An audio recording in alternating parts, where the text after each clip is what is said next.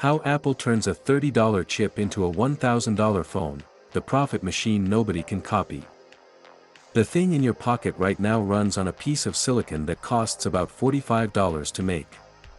Apple turns around and sells it to you for $1,000, sometimes $1,500. This isn't just clever pricing. This is the most refined profit machine in consumer tech history. And the wild part? Samsung can't copy it. Google can't copy it. Nobody can. Stay to the end, because I'm going to show you the numbers Apple never wants you to see. Hey everyone, welcome back. Today we're breaking down one of the most fascinating stories in modern business, how Apple builds the world's most profitable consumer product out of surprisingly cheap parts.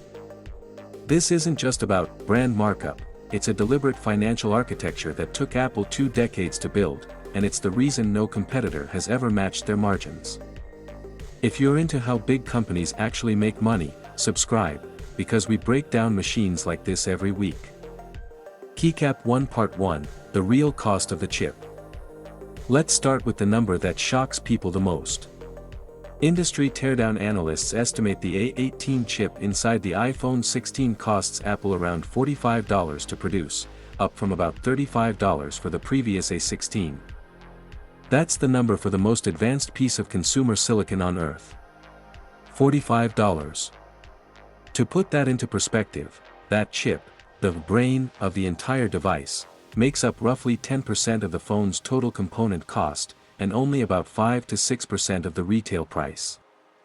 So the most technologically sophisticated part of your phone is actually one of the smallest line items on the bill. Which raises the obvious question, if the chip is that cheap, where does the rest of the money actually go? Keycap 2 Part 2, the true cost of the whole phone. Let's build the entire phone from scratch. According to analysis from TD Cowen, the total production cost of a 256GB iPhone 16 Pro Max, including every component, packaging, and assembly labor, comes out to roughly $485. That's up $32 from the iPhone 15 Pro Max's $453 cost. The base iPhone 16, 256GB version, has a bill of materials of about $416, $21 more than the iPhone 15. Now here's what surprises most people, the two most expensive parts of the Pro Max are not the chip. It's the display and the rear camera module, each costing around $80, together making up 16% of the total build cost. The chip everyone talks about isn't even the biggest expense on the sheet. On screen, pie chart breakdown of component costs. Keycap 3 Part 3, the profit machine in motion. Now here's where it gets interesting, the math. The 256GB iPhone 16 Pro Max retails for $1,199. Subtract the roughly $485 production cost, and you get an estimated gross profit of $714 per unit, a gross margin of 59.5%. For context, the auto industry typically runs gross margins around 15 to 20%. Most tech hardware companies are lucky to hit 30 to 40%. Apple is sitting at nearly 60%, on a physical, mass-manufactured object. And here's the twist, that margin is actually shrinking slightly. The iPhone 15 Pro Max had a gross profit of $746 and a 62.2% margin. As component costs rise, memory, camera sensors, chip fabrication, Apple is absorbing part of that increase rather than passing it fully onto the customer. But even while losing a couple margin points, they're still running numbers no other phone maker gets close to. One important caveat, that $714 is gross profit, not net. Research and development, marketing, retail stores, software, and salaries all still need to come out of that pool. But even after all that, this margin structure is unheard of anywhere else in consumer electronics. Keycap 4 Part 4, why nobody can copy this. So here's the real question, why can't Samsung, Xiaomi, or Google hit these same numbers? There are 5 structural reasons. 1. Apple designs its own chip.